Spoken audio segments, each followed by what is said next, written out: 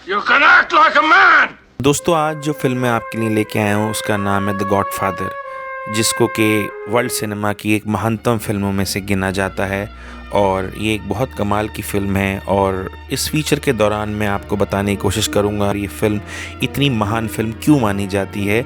सबसे पहले आपको बता देना चाहता हूँ कि ये एक नावल था 1969 में, जो कि मारियो प्यूज़ो ने लिखा था, गॉडफादर के नाम का ही, जिस पे ये बेस्ड है ये फ़िल्म, जिसको कि 1972 में फ्रांसिस फोर्ड कोप्पोला डायरेक्ट करते हैं।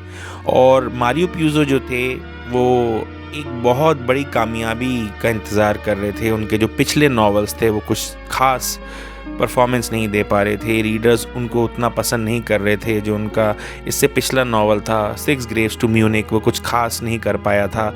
और उन्होंने प्रण लिया था कि जो मेरा अगला नावल होगा या तो वो एक बेस्ट सेलर होगा या वो मास्टरपीस होगा, और वो उन्होंने कर दिखाया। जब 1969 में ये नावल रिलीज़ हुआ तो ये न्यूयॉर्क टाइम्स बेस्ट सेलर बन गया और हर कोई इसकी बात करने लगा।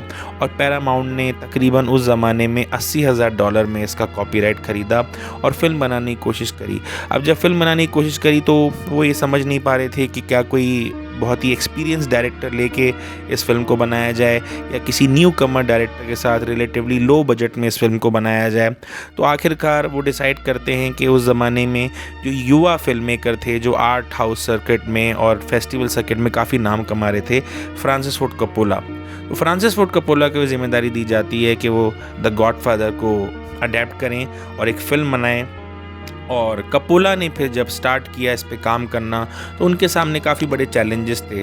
कास्टिंग एक बहुत बड़ी समस्या थी, क्योंकि ये novel basically Sicilian crime family जो न्यूयॉर्क में रहती हैं उनके बारे में है। 1940s में कैसे 5 क्राइम फैमिलीज़ का न्यूयॉर्क पे दबदबा था और उनके आपस में जो मतभेद थे और जिस तरह का पावर स्ट्रगल था, उस बारे में ये पूरा नावल है। तो जो मेन क्राइम फैमिली है वो है कॉर्लियोनी क्राइम फैमिली, और कॉर्लियोनी क्राइम फैमिली के जो पैट्रियार्क हैं वो हैं डॉन वीटो कॉर्लियोनी। तो वो अहम कैरेक्टर है इसका। साथ ही साथ इसमें और भी बहुत इंपॉर्टेंट कैरेक्टर्स हैं, जैसे कि डॉन वीटो कॉर्लियोनी का बड़ा बेटा सोनी कॉर्लियोनी, जो कि एक बहुत गुस्सैल इंसान था।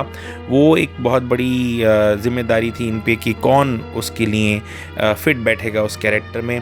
साथ ही साथ एक बहुत important central character, veto Corleone के बराबर ही इंपॉर्टेंट कैरेक्टर है माइकल कॉर्लियोनी का, जो कि डॉन वीटो के छोटे बेटे हैं। और उनकी भी एक कास्टिंग को लेके एक बड़ा समस्या थी कि किसको लिया जाए इस रोल में, कौन ऐसा एक्टर है जो इस रोल को प्ले कर पाएगा। फ्रांसिस कोप्पोला का एक नज़रिया था फिल्म को लेकर और जो प्रोडक्शन हाउस था उसका नज़रिया कुछ और था। तो बहुत मतभेद होते रहते थे, तो काफ़ी दिक्कतों का सामना करना पड़ा। वीटो के लिए फ्रांसिस चाहते थे the great American actor Marlon Brando को, जो कि प्रोबेबली वर्ल्ड सिनेमा में ग्रेटेस्ट मेथड एक्टर माने जाते थे।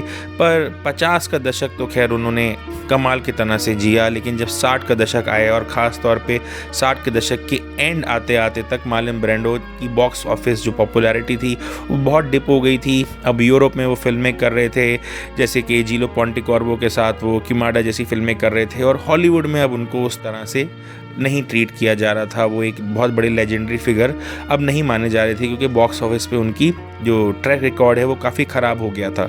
तो ऐसे में पैरामाउंट नहीं चाहता था कि इतना बड़ा इम्पॉर्टेंट रोल इतनी इम्पॉर्टेंट फिल्म का इतने बड़े बेस्ट सेलिंग नावल पे प्ले करे एक ऐसा एक्टर जिसकी कि बॉक्स ऑफिस पे जो इमेज है वो उतनी पकड़ नहीं रही है पहले की तरह। और उनके बारे में ये भी कहा जाता था कि प्रॉब्लम्स क्रिएट करते हैं मार्लन ब्रैंडो।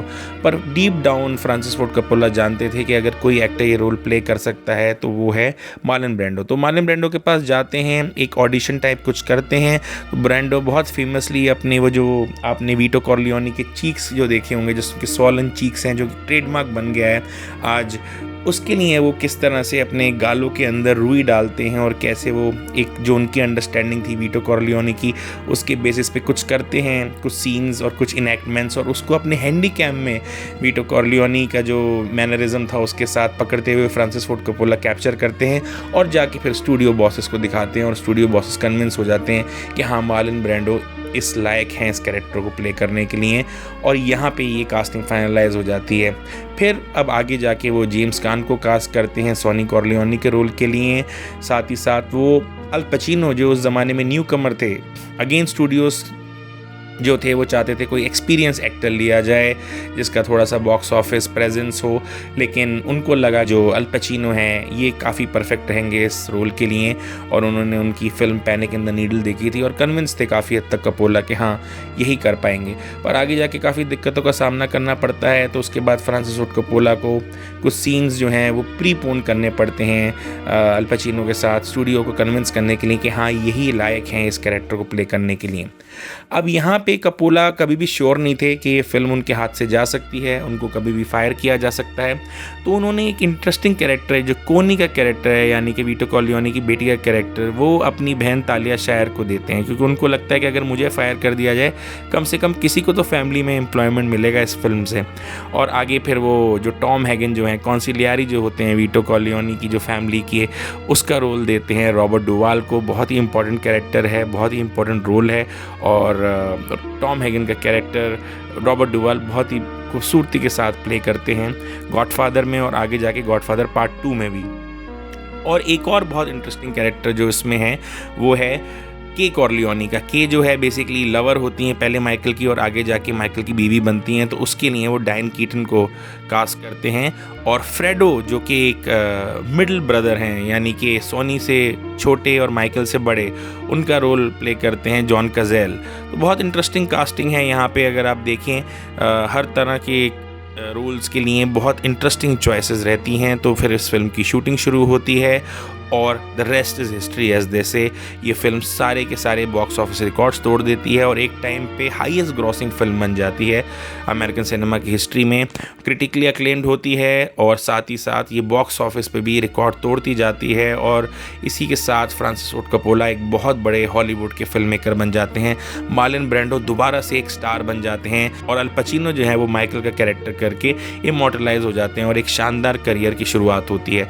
इनफैक्ट सारे के सारे एक्टर्स जो इस फिल्म के साथ जुड़े हुए हैं वो आगे जाके काफ़ी नाम कमाते हैं और उनको काफ़ी अच्छे अच्छे रोल्स आगे जाके ऑफर होते हैं।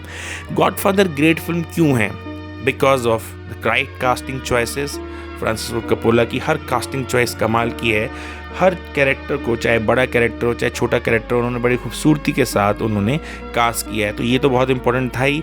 साथ ही साथ इस फिल्म की एक्टिंग परफॉर्मेंसेस बेमिसाल हैं। चाहे हम अगर बात करें मार्लन ब्रांडो की as Vito Corleone, iconic portrayal है। अगर आपने सरकार देखी हो तो जो उसमें सुभाष नागर का कैरेक्टर है जो अमिताभ बच्चन प्ले करते हैं, काफ़ी हद तक इंस्पायर्ड है वीटो कॉर्लियोनी से। हालांकि वीटो यहाँ पे एक क्राइम बॉस हैं और सुभाष नागरे जो हैं वो पॉलिटिशियन है जो आयरन फिस्ट से कंट्रोल करते हैं। पर अगर आप उनके ट्रेड्स देखें, ड्रग्स को लेके उनका नज़रिया देखें और इन जनरल जो उनका वैल्यू सिस्टम है उसको देखें, तो आपको काफ़ी सिमिलरिटीज़ दिखेंगी यहाँ पे। और अगर हम बात करें फिल्म की एडिटिंग की तो वो कमाल की है। इनफैक्ट इसका जो वो बैप्टिज्म सीक्वेंस है उसकी तो मिसाल दी जाती है। पैरेलल एडिटिंग का बेमिसाल इस्तेमाल है। अगर आप इसमें साउंड का इस्तेमाल देखें तो वॉल्टर मंच जो कि पहले भी कोलैबोरेट कर चुके थे फ्रांसिस फोर्ड कपोला के साथ, वर्ल्डाइजिंग की जो टेक्निक है वो लेके आते हैं। वो एक बहुत ही कमाल की चीज़ है और एक रियल लाइफ साउंड इस फिल्म में आपको देखने को मिलता है। चाहे वेडिंग सीक्वेंस हो चाहे और कोई भी सीक्वेंस हो, आप देखेंगे तो आपको इसका म्यूज़िक बहुत ही कमाल का लगेगा। तो ओवरऑल हर तरह से अगर आप इसको देखें गॉडफादर को, अगर आप इसको टेक्निकल ग्राउंड्स पे देखें, अगर आप इसको इमोशनल, बिकॉज ओपरेटिक फीलिंग तो है ही इसमें, जिस तरह के कैरेक्टर्स हैं, लार्जर देन लाइफ स्टोरी का जो एक एपिक स्कोप है वो बहुत कमाल का है। तो द गॉडफादर एक एवरग्रीन फिल्म है जिसको कि आप कभी भी देख सकते हैं, बड़े पर्दे पे देख सकते हैं, तो ज़्यादा मज़ा आएगा आपको। आप इंश्योर कीजिए कि साउंड अच्छा हो, क्योंकि साउंड बहुत इंपॉर्टेंट है, और आप इस फिल्म का मज़ा लीजिए।